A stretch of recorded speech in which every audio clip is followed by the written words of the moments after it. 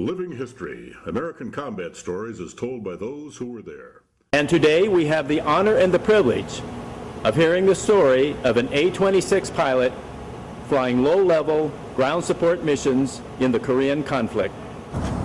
He also flew the C-47, bringing back wounded soldiers and Marines from the Chosin Reservoir area. Went to Korea and I flew 55 combat missions in the Douglas A-26 or B-26 as they call it then, Pusan. And that's where our 452nd Bomb Wing and the Night Intruder Squadron was operating from. We would take off every night, single ships. Every 10 minutes a single ship would take off. And they confirmed that our target was still going to be Sinanju. There was a fuel dump up there, and that's near the Yalu River on the west side of North Korea. So anyway, we got up there. We're in the cloud solid, and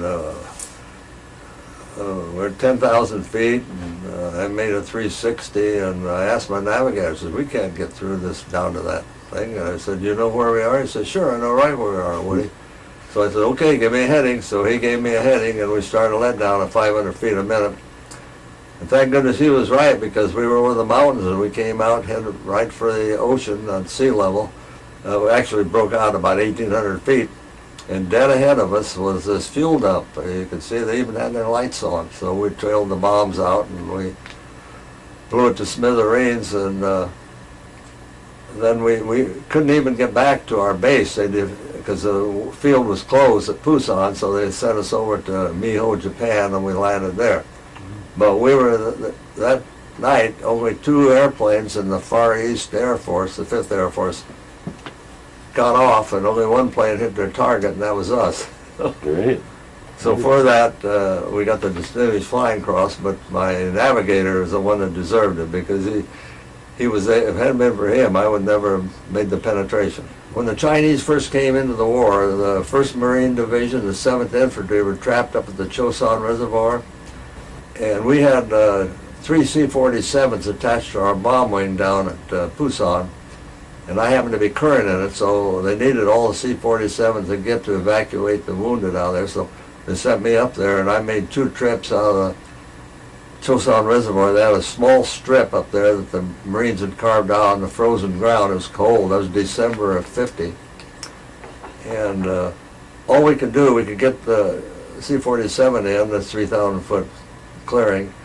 All we could do is take the wounded out. We'd fly them down to a big base at Ham Hung and transfer them to hospital plane, fly them over to Japan. But the Marines, the only ones we could take were the severely wounded that were on litters, had been given morphine. We laid them on the floor of the airplane, got them out. And the rest of the Marines and 7th Infantry, some of them were standing there with their arms in slings and waiting they had to walk out. And told them we're sorry we couldn't take everybody, and that's all right. They thanked us anyway.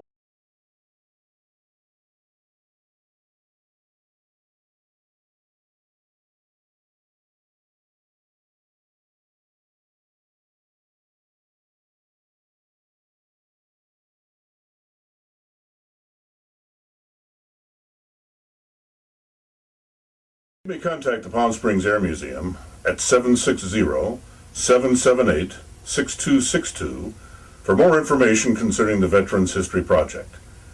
We're happy to interview any veteran or civilian who participated in any of our country's military conflicts, and will provide a DVD of the interview for the family.